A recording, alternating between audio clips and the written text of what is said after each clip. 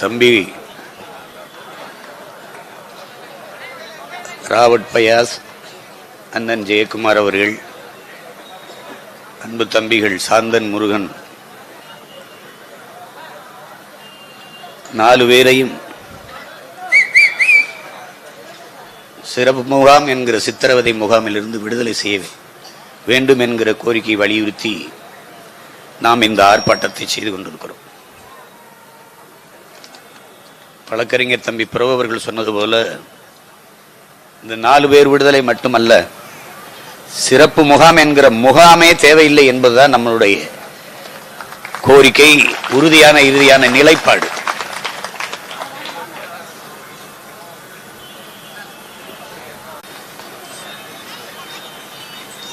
கடைசி நேரத்தில் காவல்துறை தன் கடமையை செய்து, அதுக்கு என்னுடைய அன்பும் பாராட்டுகளும். நாங்கள் பேசினதெல்லாம் குறிப்பிடுத்திருப்பீர்கள் உளவுத்துறை அதிகாரிகள், அதை உரியவரிடத்தில் தயவு செய்து சேருங்கள். அது ரொம்ப முக்கியம். இங்கே பேசி என் பிள்ளைகள் எல்லோரும் மிகவும் வயதோய்ந்த மொழியை பதிவு செய்தார்கள். 32 ஆண்டுகளுக்கு மேலான சட்ட போராட்டம், அரசியல் போராட்டம் இவர்கள் கண்ணீருக்கு பின்னாடி இருக்கிறது என்பதை அதிகாரத்தில் இருப்பவர்கள், அரசியலை ஆழ்ந்து நோக்குகிறவர்கள் எல்லோரும் அறிவார்கள்.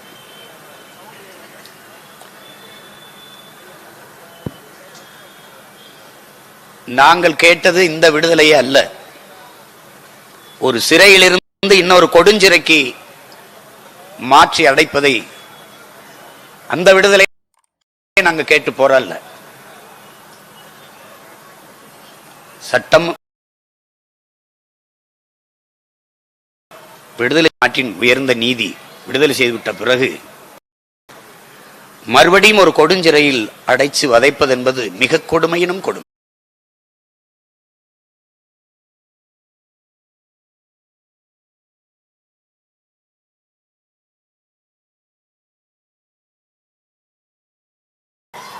கேட்டா அயல் நாட்டவர். அதே என் தம்பி அருண் ஜெயசீலன் வெற்றி செல்வன் சொன்னான் பாருங்க, ஏற்கனவே 9 பேரை விடுதலை செஞ்சு வெளிநாட்டுக்கு அனுப்புனீங்களே, அதுல அயல் நாட்டு சட்டம் பாயலையா? அவர்கள் ஈழத்தமிழர்கள் தானே. அதை போல இவர்களையும் விடுதலை செய்யுங்கள். அவர்கள் சிறை விடுப்பில் வந்த போது எவ்வளவு கண்ணியத்தோடு இந்த சட்டம் ஒழுங்கை மதித்து நடந்து கொண்டார்கள் என்பதற்கு சான்று இருக்குது. அதை போல விடுப்பு கொடுங்கள், சிறை விடுப்பு கொடுங்கள், வெளியில வந்து இருக்கட்டும். அவர்கள் எந்த வீட்டில் இருக்கிறார்களோ அந்த வீட்டு முகவரி வைத்துக் கொள்ளுங்கள், கண்காணியுங்கள். உங்க கியூபிராஞ்ச் அந்த வேலையாவது செய்யட்டும், கண்காணியுங்கள். அவர்கள் கடவுச்சீட்டு கொடுங்கள். எல்லோருக்கும் உறவினர்கள் வெளிநாட்டில் இருக்கிறாங்க, போய் நிம்மதியா மீதி காலத்தை வாழ்வதற்கு நீங்கள் வாய்ப்பு எடுத்து கொடுங்கள் என்பதுதான் எங்களுடைய கோரிக்கை, இந்த போராட்டத்தின் கோரிக்கை. இதை சட்டப்படி பார்க்கக்கூடாது, கருணையின் அடிப்படையில் இதை அணுகணும். அதான் ரொம்ப முதன்மையானது. சட்டம் பேசிட்டே இருக்க முடியாது. எல்லாருமே உடல் நறி விட்டுட்டார்கள். அண்ணன் ஜெயக்குமாருக்கெல்லாம் கண் பார்வை மங்கிட்டுது. அது அறுவை சிகிச்சை செய்துகிட்டு இருக்கும்போது திருச்சியில் இந்த கியூ பிராஞ்சு போய் சீக்கிரம் பண்ணுவோன்னு மருத்துவர் பதறி தப்பா பண்ணி விட்டார். அவர் நல்ல மருத்துவர் தான், இவங்க கொடுத்த அழுத்தத்தில் மறுபடியும் சென்னை கூட்டிட்டு போய் மறுபடியும் அறுவை சிகிச்சை பண்ணோம். தம்பி பயாசுக்கெல்லாம் விசாரணைங்கிற பேர்ல தலையில கட்டி விட்டு அடிச்சு முதுகுல அடிச்சதில்ல, அவனுக்கு முதுகெலும்பெல்லாம் பெரிய அளவுக்கு பாதிப்பு ஏற்பட்டுச்சு. அதனால என் தம்பி கார்த்திக் சொன்னான் பாருங்க, இருந்து தரையில இருந்து சாப்பிட முடியாது. அவர்களோடு 6 மாசத்திற்கு மேலாக சிறையில், வேலூர் சிறையில் இருந்தவன் என்கிற முறையில் ஒன்றும் வழியெல்லாம் இல்லை, வன்மமும் வெறியும் தான் வந்துச்சு. இவங்களை காலி பண்ணாதான்டா நம்ம இனத்தை விடுதலை செய்ய முடியும்ட்டு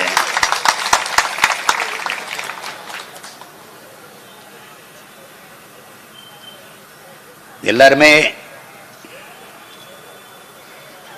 சட்டப்படி எது சாத்தியம், அதிகாரத்தில் இருப்பவர்கள் செய்ய முடியும், நினைத்தால் செய்யலாம் என்கிறதை விளக்கி தெளிவாக பேசினார். எல்லாருமே பேசிட்டார். அரசுக்கு நாம் வைக்கிற கோரிக்கை, மாண்புமிகு தமிழக முதல்வர் அவர்களுக்கு நாம் வைக்கிற கோரிக்கை, நீங்கள் சொன்னதுதான் 7 தமிழர் விடுதலைக்காக நாங்கள் முயற்சி எடுப்போம் என்று நீங்கள் எதிர்க்கட்சியாக இருக்கும்போது சொன்னதுதான். நீங்கள் சொன்னதுதான் அப்பாவி இஸ்லாமிய சிறைவாசிகளை விடுதலை செய்வதற்கு, தீர்மானம் நிறைவேற்றுவதற்கு எனக்கு வாக்கு தாருங்கள் என்று கேட்டவர் நீங்கள் தான். அதை நம்பித்தான் என் இஸ்லாமிய சொந்தங்கள் உங்களுக்கு வாக்கு தந்தார்கள். ஆனால் இப்போது என்ன சொல்கிறீர்கள்? இந்திய யூனியன் முஸ்லீம் லீக் அதனுடைய 75வது ஆண்டு விழாவில் போயிட்டு நீங்க பேசுறீங்க, இஸ்லாமிய சிறை கைதிகள் விடுதலை கேட்குறீங்க, நான் ஆளுநருக்கு பரிந்துரைக்கிறேன். ஆளுநர் என்ன வேலை செய்வார் எங்களுக்கு தெரியாதா? ஏற்கனவே நீங்க அனுப்பினதுக்கெல்லாம் கையெழுத்து போட்டு அனுப்பிட்டாரு. என்ன கொடுமை பாருங்க. இவர்கள் அதையெல்லாம் விட கொடுமை, 39 பேர் நாங்கள் உடல் நலிவுற்றோம், நோய்வாய்ப்பட்டுட்டோம், அதுக்கு மருத்துவம் செய்து கொள்வதற்கு எங்களுக்கு சிறை விடுப்பு கொடுங்கள் என்று உச்ச நீதிமன்றத்துக்கு வழக்குக்கு போனார்கள் இஸ்லாமிய சிறைவாசிகள். தமிழ்நாடு அரசு அதற்கு பதில் மனு தாக்கல் செய்தது. என் உடன் பிறந்தார்களே, என் அன்பு உறவுகளே, அவர்கள் என்ன மனநிலையில் சிறைக்குள்ளே சென்றார்களோ இன்னும் அதே மனநிலையிலே இருக்கிறார்கள். அவர்களுக்குள் எந்த மாற்றம் இல்லைன்னு பதில் மனு தாக்கல் செஞ்சு அந்த விடுதலையை நிறுத்திச்சு, சிறை விடுப்பை நிறுத்திச்சு. அததான் என் தம்பி ஹுமாயூன் வழியோட சொன்னான் பாருங்க, இன்னும் நம்புதடா இந்த இஸ்லாமிய தமிழ் மக்கள், இன்னும் இந்த திமுகவை நம்புது, ஏதாவது நல்லது செய்வார்கள். நமக்கு ஒண்ணுதான் கேட்க தோணுது, எப்படிடா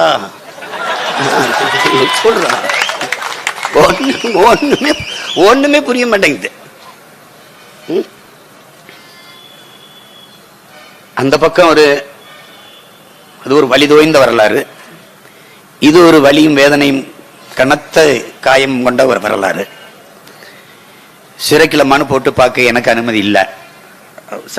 வல்லுநர், சட்டம் படிச்சவங்க தான் போக முடியும். அப்படித்தான் என்னுடைய மனைவி கயல்வெளி அவர்களும் தம்பி பிரபு அவர்களும் போய் பார்த்துட்டு வந்தாங்க. அது ஒரு கொடுஞ்சிறை, புழல், அந்த மாதிரி வேலூர் சிறையெல்லாம் உங்களுக்கு மரங்கள் அடர்த்தியா இருக்கும், கொஞ்சம் நடந்து போக முடியும், அவர் சொன்ன மாதிரி யோகா பண்ணிக்கிற முடியும், அங்க கடை இருக்கும், அதுல விரும்பிய பொருளை வாங்கிட்டு வந்து அவங்க விருப்பமானதை சமைச்சு சாப்பிட்டுக்கிற முடியும், அந்த வசதி இருக்கும். அங்க நூலகம் இருக்கும், விரும்பிய புத்தகங்களை எடுத்து படிக்கலாம். குறிப்பா என் தம்பி பயாசு மிகச் சிறப்பான ஓவியம் வரைவான், மிகச்சிறப்பா வரைவான். என் தம்பி பேரறிவான உங்களுக்கு தெரியும், சிறைக்குள்ள இருந்தே இசையும் படிச்சான், சட்டமும் படிச்சான். இப்ப சட்டம் படிக்கல, தேர்வு எழுதுறான், படிச்சுட்டான், தேர்வு எழுதுறான். நான் தான் கல்லூரியில் சேர்த்து விட்டுருக்கேன். அவன் படிச்சு தேர்வு எழுதி வருவான். அதே மாதிரி இவங்க 2 பேரும், என் தம்பி 2 பேரும் ஜாமியாரவே ஆயிட்டான். முருகன் 24 யோகா பண்ணுவான், சாமி கும்பிடுவான். அதே மாதிரி தான் சாந்தனம். அவங்க ஆன்மீக நாட்டம் கொண்டு அவர்கள் பாதை திரும்பிட்டது. அடிப்படையிலே ரொம்ப மென்மையான எண்ணம் கொண்டவர்கள். 32 ஆண்டுக்கு மேல ஒருத்தனை தண்டிக்கணும்னு ஒரு சட்டம் நினைக்குது, ஒரு அதிகாரம் நினைக்குதுன்னா, இது மாதிரி ஒரு கொடுமை எங்கேயாவது இருக்காது பாருங்க. சிறை என்பது என் அன்பு மக்களே, நறுமை சொந்தங்களே, ஒரு மனநல மருத்துவமனை போல இருக்க வேண்டும் என்கிறார் அண்ணல் காந்திடி. ரூசோ சொல்றான்ல, நீ ஏன்டா குற்றவாளியை பிடிச்சு தூக்கிலேயே போட்டுக்கிட்டு இருக்க, அவன் குற்றம் செய்வதற்கான காரணத்தை கண்டுபிடிச்சு அதை தூக்குல போடுங்கிறான்.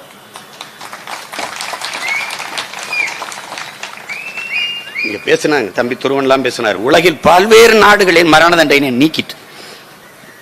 நீக்கி அந்த நாடுகளில் எல்லாம் குற்றம் குறைவாக இருக்கு. எந்த ஒரு குற்றத்திற்கும் மரணம் தண்டனையா இருக்க முடியாது. தண்டனை வேணாம்னு சொல்லல, மரணம் தண்டனையா இருக்க முடியாது. ஏன்னா மரணம் தண்டனை அல்ல, அது முடிவு. என்னை நீங்க தூக்குல போட்டு கொண்டால் ஒரு நொடியில் என் உயிர் போயிடும். ஆனால் எனக்கு பின்னாடி என் குடும்பத்திற்கு, என்னை சார்ந்தவர்களுக்கு, என் உறவினர்களுக்கு, என்னை பெற்றோர்களுக்கு, என் உடன் பிறந்தார்களுக்கு அது தண்டனையா மாறிடும். தவறு, ஒரு சிறை தண்டனை என்பது தான் செய்த தவறுக்கு வருந்தி திருந்தி மறுபடியும் வாழ வாய்ப்பு தருவதுதான் சிறை தண்டனை. அதனாலதான் நம்ம அதை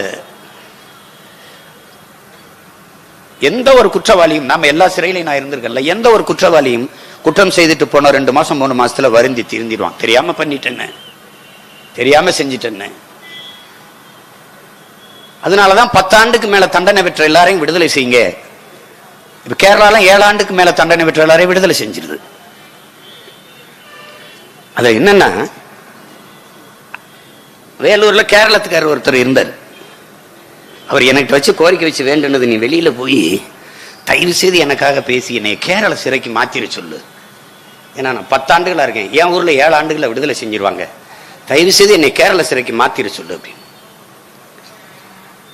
ஆனால் 10 ஆண்டுகளுக்கு மேலே தண்டனை பெற்றவர்களை விடுதலை செய்வதற்கு ஐயா கருணாநிதி அவர்கள் ஒரு சட்ட வரைவை கொண்டு வந்தார். அது எதற்காக? அம்மையார் லீலாவதி கொலையிலே அவர்கள் கட்சிக்காரர்கள் சம்பந்தப்பட்டிருந்தார்கள். ஐயா தா கிருஷ்ணன் கொலையிலே அவர்கள் குடும்பத்தை சேர்ந்தவர்கள் சம்பந்தப்பட்டிருந்தார்கள், ஈடுபட்டிருந்தார்கள். அதுக்காக அவர்கள் தண்டனை பெறக்கூடாது என்பதற்காக 10 ஆண்டுக்கு மேல தண்டனை பெற்ற எல்லாரும் விடுதலை செய்யலாம் 6-7 ஆண்டுல விடுதலை செஞ்சு விட்டாங்க. அப்போ ஒரு வரைவு போடுறார், சட்ட வரைவு. இது ராஜீவ் கொலை குற்றவாளிகளுக்கும் இஸ்லாமிய சிறை கைதிகளுக்கும் பொருந்தாது என்பதுதான் அந்த சட்டம்.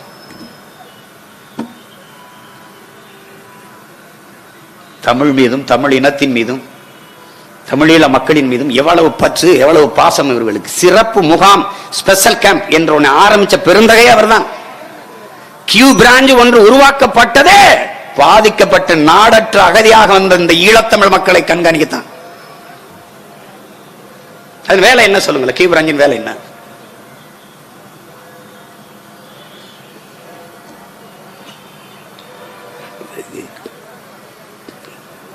கொடுமை. சிறையில் இருக்கிறவர்களுக்கு யாரும் இல்லை அப்படின்னு நினைக்க முடியாது.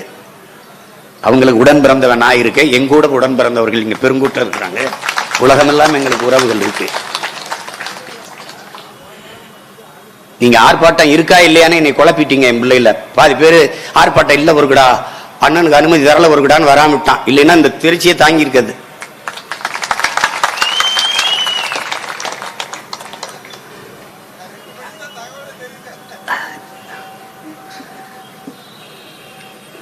அது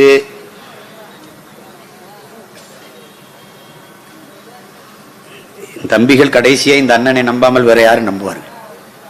அவர்களுக்கு மரண தண்டனை விதிக்கப்பட்டு தூக்கு உறுதியாகும் போது உங்க உடலை யாருக்கிட்ட ஒப்படைக்கணும்? எங்க அண்ணன் சீமான்ட்ட ஒப்படைச்சிருங்கன்னு கடிதம் எழுதியவர்.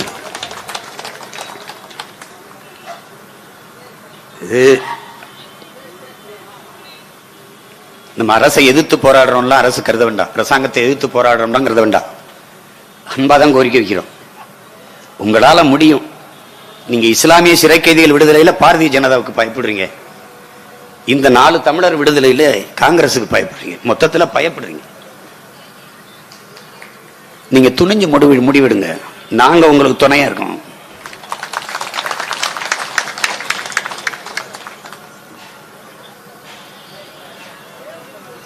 காங்கிரஸ் நீங்க தனியா கழட்டி விட்டீங்கன்னா ஒரு தொகுதியில் கூட கட்டுத்தொகை வாங்காது.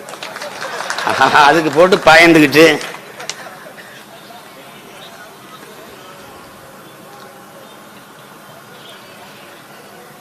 நிறைய துரோகங்களை நமக்கு செஞ்சுட்டாங்க. என் அன்பு பெற்றோர்களே, உடன் பிறந்தார்களே, இந்த ஆட்சியாளர்கள் நம் இன மக்களுக்கு நிறைய துரோகங்களை செஞ்சுட்டாங்க. நம்ப வச்சு கழுத்து அறுத்து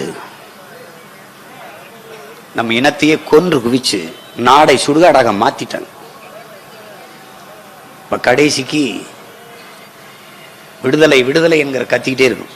இந்த விடுதலை, இன விடுதலை, மொழி விடுதலை, பண்பாட்டு விடுதலை, மெய்யியல் விடுதலை, எல்லாம் போராடித்தான் பெற வேண்டிய தேவைக்கு தள்ளப்பட்டுட்டோம்.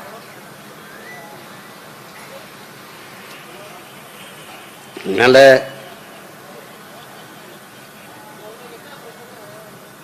பேச்சு பேசி நம்ம ஃபாத்திமா, துருவன், நல்ல தங்கை காளியம்மா எல்லாரும் சொன்னாங்க. திபெத்தியனுக்கு நீங்க குடியுரிமை கொடுத்துருக்கீங்க, இந்த நாட்டுக்கு அவனுக்கு ஏதாவது சம்பந்தம் இருக்கா? எனக்கு இந்த நாட்டுக்கு சம்பந்தம் இருக்கு. ஏன்னா நாடு என் நாடு, பாரத நாடு, பைந்தமிழர் நாடு, இந்திய நாடு என் நாடு.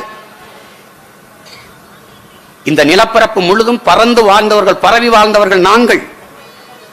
இந்த நாட்டின் இறையாண்மை, சட்டத்திட்டம் எல்லாவற்றுக்கும் கட்டுப்பட்டு வரி செலுத்தி வாக்கு செலுத்தி வாழ்ந்து கொண்டிருக்கிற ஒரு பூர்வீக குடி மக்கள், தேசிய மக்கள். இந்த நிலப்பரப்பில் மட்டும் 7-8 கோடி, மொத்தமாக இந்திய நிலப்பரப்பு முழுவதும் பல்வேறு மாநிலங்களில் நாங்கள் பரவி வாழ்கிறோம். அப்படி பார்த்தால் 10 கோடிக்கு குறைவில்லை. உலகம் எங்கு 3 கோடிக்கு மேல 13 கோடி மக்கள். எங்களுக்கு இல்லாத, என் இன சொந்தங்களுக்கு இல்லாத உரிமை திபெத்தினுக்கு எப்படி வந்துருச்சு இந்த நிலத்தில்? அவனுக்கு வணிக வளாகம், கல்லூரி, விளையாட்டு திடல் எல்லாம் இருக்கு. ஊட்டிலாம் போய் திபெத்திய முகாம்களை போய் பாருங்க, சொர்க்க மாதிரி இருக்கு. நம்மளுடைய அகதி முகாமை போய் பாருங்க, ஒரு அடிப்படை வசதி கூட இருக்காது.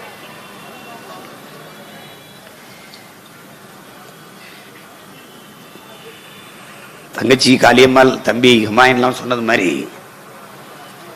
இது பிரச்சனையா போய் இது பேசிட்டே இருந்தா எவ்வளவு நாளைக்கு பேசிட்டு இருக்குது? தம்பி கலைஞர் குறிப்பிட்டாங்கல்ல, அந்த இருளர் குடிகள் எல்லாம் வந்து ஆதி தமிழ் குடிகளுக்கு இந்த நூற்றாண்டுல இந்த கூரைக்குள்ள இந்த மக்கள் வாழுகிறார்களே நினைக்கும் போது நெஞ்சு பதறது. என்ன பாம்பு வரும்னே, தேல் வரும்னே, பூரா வரும்னே. தண்ணி தண்ணி நீர் இணைப்பு இல்ல, மின் இணைப்பு இல்லைங்க நாட்டுக்குள்ள. பக்கத்துல ஒரு மாட்டு கொட்டத்துக்கு, ஆடு வச்சிருக்க கொட்டத்துக்கு மின்சாரம் கொடுத்துருக்கான், நீர் இணைப்பு கொடுத்துருக்கான்.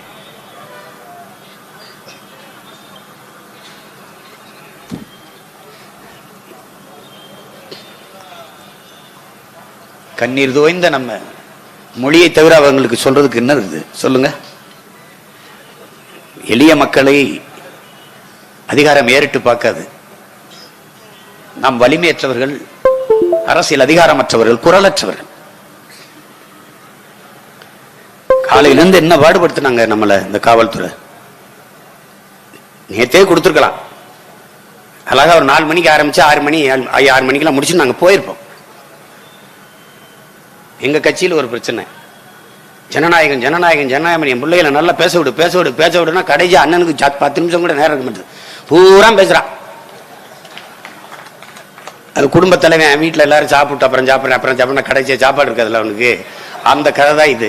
எல்லாரும் பேசிட்டு கடைசியாக தான் 7:30 ஆயிடுச்சு, எப்படி நீ 1 மணிக்கு தான் வீட்டுக்கு போவ இருந்து. ஒரு அம்மா எனக்கு பின்னாடி இருந்து அலைபேசியில் பேசுறாங்க, எப்படியும் 11 மணி ஆயிரும்.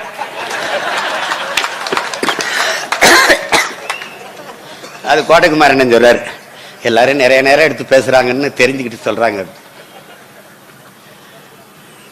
சரி, அது ஒண்ணும் இல்லை, கருத்து விழத கோரிக்கை விழதான். எங்க பிள்ளைகளை விடுதலை செய்யுங்க, மிக மிக அன்பாக இந்த கோரிக்கையை அரசு எடுத்து வைக்கிறேன். குறிப்பா நம் தமிழக முதல்வர் இடத்துல வைக்கிறேன். இல்லைன்னா திருப்பி பொது சிறையில் மேலே வரும். இன்னைக்கு மேலே இருக்கிறவர்கள் ஒரு நாள் இதே மாதிரி வீதிக்கு வருவீர்கள். இன்னைக்கு வீதியில நிற்கிற நாங்கள் ஒரு நாள் மேலே போவோம்.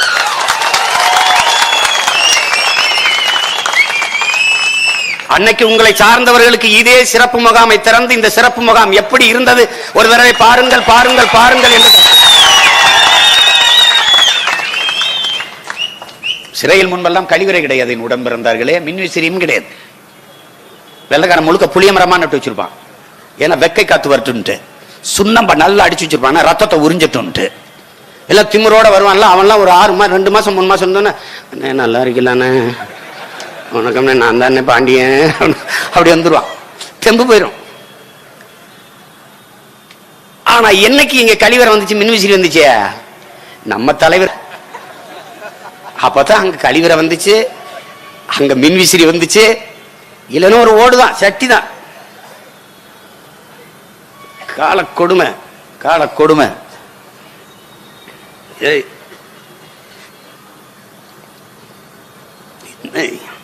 இனத்தின் விடுதலையை சாத்தியப்படுத்த முடியும் நம்ம போராடுற நமக்கு, நம்ம பிள்ளைகள் 4 பேர் விடுதலையை சாத்தியப்படுத்த முடியாதா? முடியாதா? பல்வேறு பிரச்சனைகள் இருக்குது, ஒன்னுக்கும் போராட வேண்டியது இருக்குது. இந்த தங்கச்சி காளியம்மா வா, நாகூர் வா, அங்க ஒரு பைப் உடஞ்சு கடலுக்குள்ள தண்ணி போயிட்டு அங்க வந்து போராட. இருமா இப்ப பட்டியல் போட்டு போராட்டம். அடுத்து எந்த ஊர்லடா? அடுத்து எந்த ஊருப்பா? 2 வருஷமா மேலப்பாளையத்துல இஸ்லாமிய சிறை கைதிகள் விடுதலை வலியுறுத்தி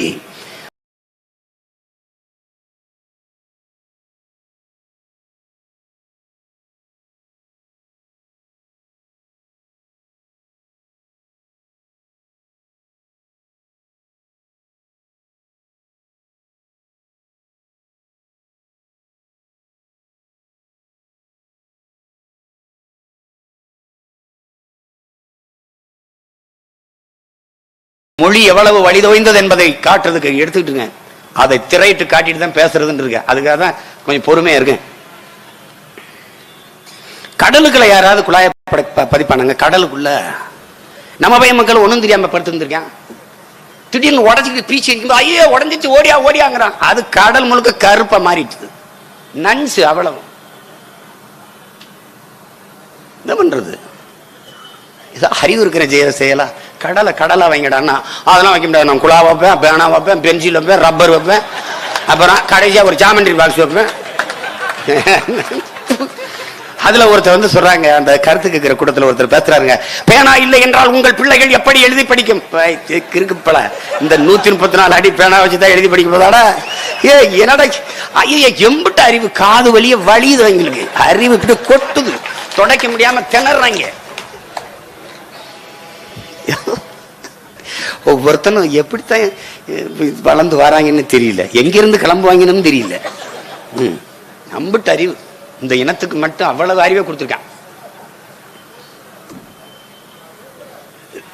என்ன செய்யறது சொல்லுங்க?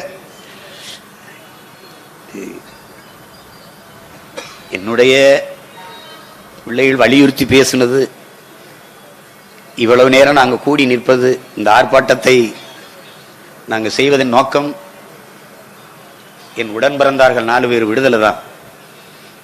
அதை தமிழக முதல்வர் நீங்க நினைத்தால் அது சாத்தியப்படுத்த முடியும். இஸ்லாமிய சிறை கைதிகளையும் உங்களால் விடுதலை செய்ய முடியும். ஒன்னும் உங்க தலையை ஒருத்தனும் எடுத்துட போறதில்ல. இங்க ஒன்னும் உங்க ஆளுக உங்க கூட இல்லைனால் நானும் எங்க ஆளுகளை நிற்போம் உங்களுக்கு. அதுக்காவது விடுதலை செய்யுங்க.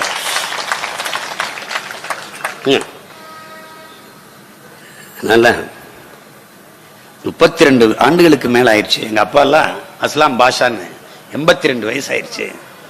கோவை சிறையில் என்ன இருக்காரு. சிறை விடுப்புக்கு வரும்போது எனக்கு அழைச்சி பேசுவாரு, அப்பா மகனே, அப்பாவுக்கு 82 வயசுக்கு மேல ஆயிடுச்சுரா, இனிமே நான் என்னடா செய்ய போறேன் குற்றம். கடைசி காலத்துல இந்த விட சொல்றான், நான் என் பேரம்பேத்தியிலோ இருந்து சந்தோஷமா இருந்துட்டு செத்து போறேன்டாங்கிறாரு. அப்படியே ஒரு நெஞ்சில ஒரு வலி ஏறும் பாருங்க. ரொம்ப கஷ்டம், ரொம்ப கஷ்டம், ரொம்ப தாங்க முடியாத துயர வழியா இருக்கும். என் தங்கச்சி அவ போராடிட்டு இருந்தேன். வந்துன்னு மகள் திருமண வயசு வந்துடுச்சு. அவ சொல்றா, கையை பிடிச்சிட்டாருன்னா, கை குழந்தையா இருக்கும்போது அவர் உள்ள போனாருன்னா, இவர் திருமணத்துக்கு இவர் நிக்காவுக்காக அவரை கூட்டிட்டு வந்துருனா தயவு செய்துன்றான். கண்ணீரோட பேசினா. நானும் அவளுக்கு முன்னாடி கண்ணீரோட கையிட்டு நின்னேன். வேற என்ன செய்ய முடியும்? நானும் உங்களை மாதிரி எளிய மகன் தான். எனக்கு ஒன்றும் இல்லை. என்ன உங்களோட உறுதியா நின்று சண்டை செய்வேன், போராடுவேன், சத்தமா பேசுவேன். வேற என்ன செய்ய முடியும்? ஆனால் ஒரே ஒரு 5 ஆண்டு உங்கள் மகன்கிட்ட அதிகாரத்தை கொடுங்க.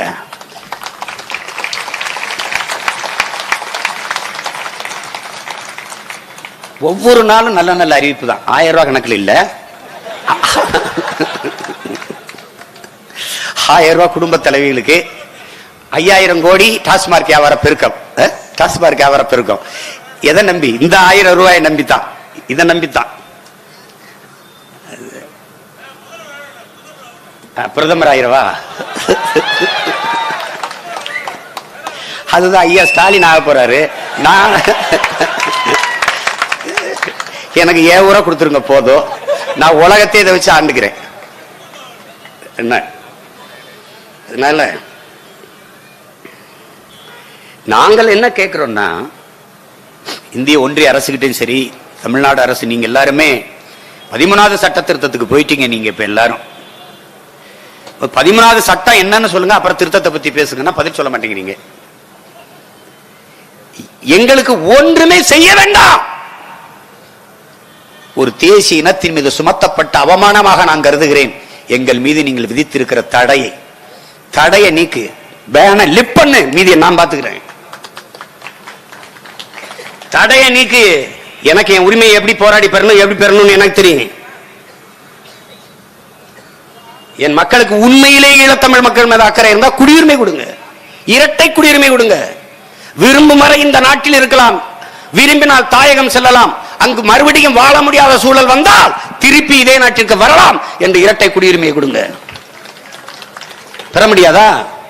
18 ஆண்டுகள் தொடர்ச்சியாக இந்திய ஒன்றிய அமைச்சரவையில் இருந்த ஒரு அரசியல் கட்சி திராவிட முன்னேற்ற கழகம் தான் 18 ஆண்டுகள்.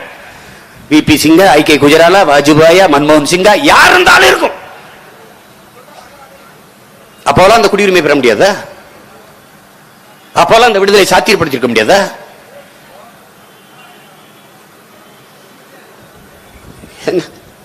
நான் சிறையில் இருக்கேன், வேலூர் சிறையில்.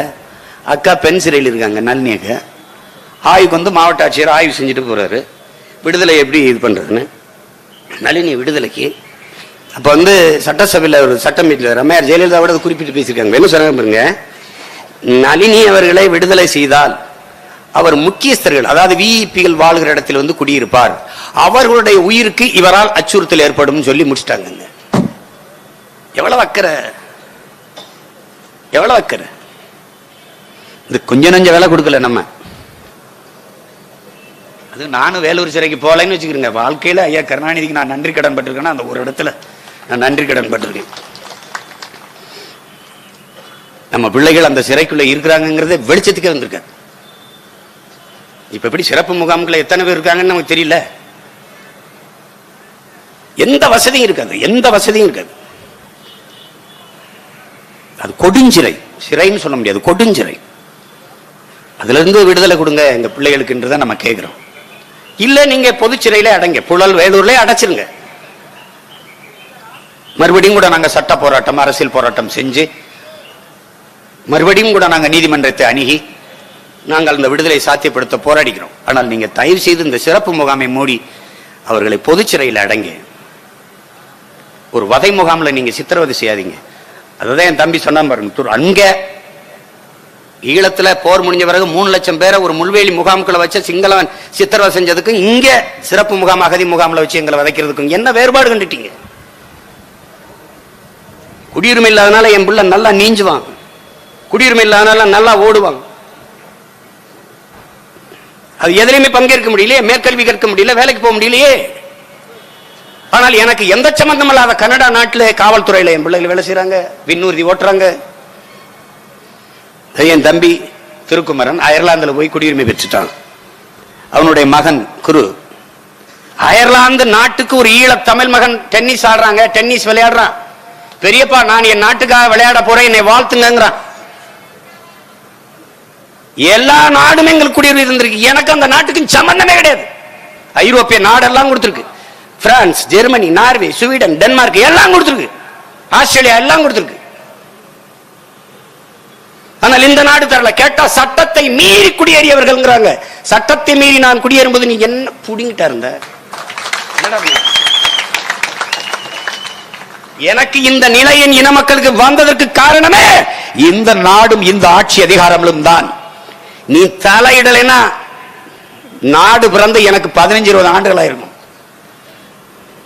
நீ வந்து பஞ்சாயத்து பண்ண வந்து தலையிட்டு தான் என் நாட்டை பாதரவாக்கிட்ட, நாசமாக்கிட்ட, நாடற்றவனை அகதியாக்கி ஏதிலியாக்கி என்னை ஓட விட்டுட்ட. இப்போ மனச்சான்றோடு நடக்கிறீங்களா? அதாவது பேசுறீங்களா? சொல்லுங்க.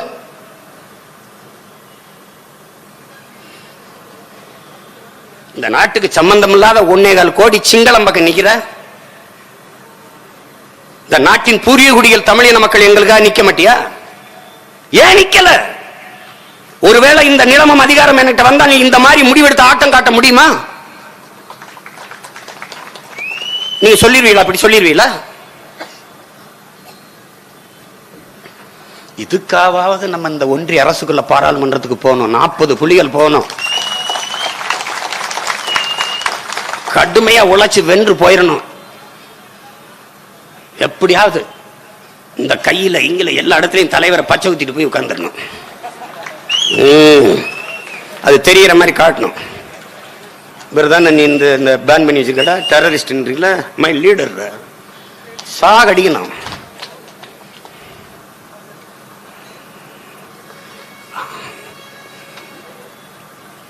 மம்தா பானர்ஜி அம்மா கட்சியில ஒரு மகுவா மைத்ரி, என் கட்சியில 40 மகுவா மைத்ரி அனுப்புவேன்.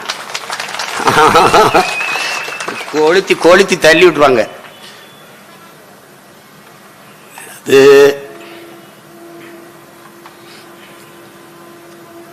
நம்ம யாரு? நமக்கென்று ஒரு காலம் வரும் என்று காத்திருந்த தலைவனின் மகன் இல்ல, பிள்ளைகள் இல்ல, நாம நமக்கான காலத்தை உருவாக்கிய தலைவன்.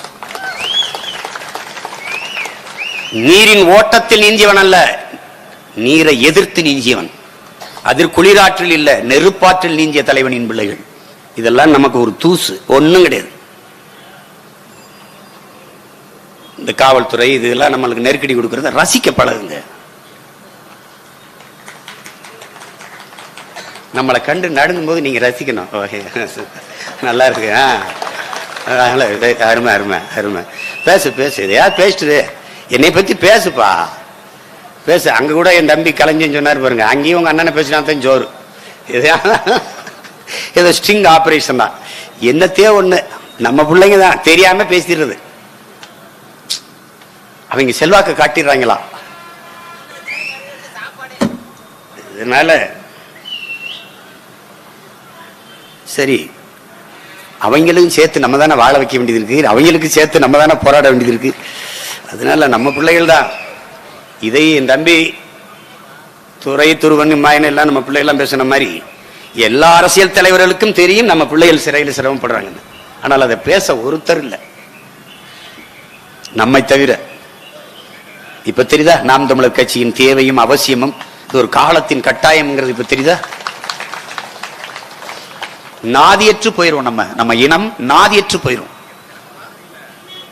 தலைவர் சொன்ன மாதிரி நமக்கென்று குரல் எழுப்பவோ, நமக்கென்று ஆதரவு கரம் நீட்டவோ யாருமற்ற நிலையில் உலகத்தில் தனித்து விடப்பட்ட தேசியனத்தின் மக்கள்ங்கிறது.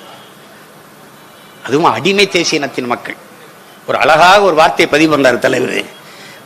பிரிட்டிஷார் நம்மளை அடிமைப்படுத்தி ஆண்டார்கள், அப்போது நாம் அவர்களை எதிர்த்து விடுதலைக்காக போராடினோம், அந்த உரிமையாவது தந்தார்கள். ஆனால் விடுதலை பெற்ற நாட்டிலே அந்த வாய்ப்பையும் இவர்கள் தர மறுக்கிறார்கள். இவர்கள் கொடியவர்கள். நீ அடிமை இந்தியாவில் ஒரு காந்தி, ஒரு பகத்சிங், ஒரு சுபாஷ் சந்திர போஸ் உருவாக முடிந்தது. ஆனால் விடுதலை பெற்ற நாட்டில் ஒரு பகத்சிங்கோ சுபாஷோ காந்தியோ உருவாக முடியாது. கருவிலேயே உன்னை அழிச்சிருவான். நல்ல வார்த்தைகளை வச்சிருப்பாங்க. சமூக விரோதி, தேச துரோகி, ஆன்டி இந்தியன், அப்பத்தா இந்தியன், சித்தத்தா இந்தியன், என்னத்தையாவது பேசுவாங்க. இந்த வார்த்தைகளை தயாரிச்சு வச்சுக்கிறாங்க. நல்லா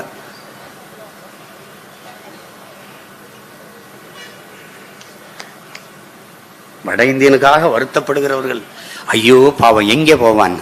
அதே எங்களை மீனவனை தொடர்ச்சியா கைது பண்ணி சிறைக்குள்ள போடுறானே, எங்கே போவாங்க பாவம், பிழைப்புக்காக தானே மீன் பிடிக்கிறோம். ஒருத்தன் பேச மாட்டீங்களே ஏண்டா, ஒருத்தன் பேச மாட்டீங்களே. நாங்க அடி வாங்கும் போது ஐயோ பாவம்ங்கிற வார்த்தை உங்களுக்கு வசதியா மறந்துடுது. எப்படி அது எப்படி?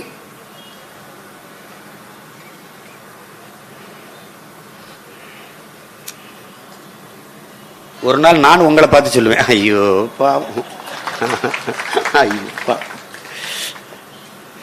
நல்ல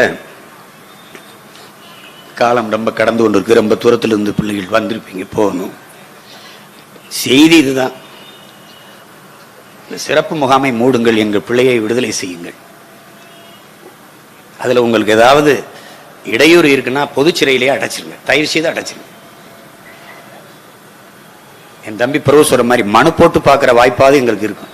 எங்கள் பிள்ளைகளுக்கு வேண்டிய ஒரு பழமோ ஒரு பண்டமோ ஒரு எதையோ வாங்கி கொடுத்து, ஒரு துணியோ எதையோ புத்தகமோ எதையோ வாங்கி கொடுத்து பார்த்துக்கிற வாய்ப்பாவது எங்களுக்கு இருக்கும். இங்கே அந்த வாய்ப்பும் மறுக்கப்படுது.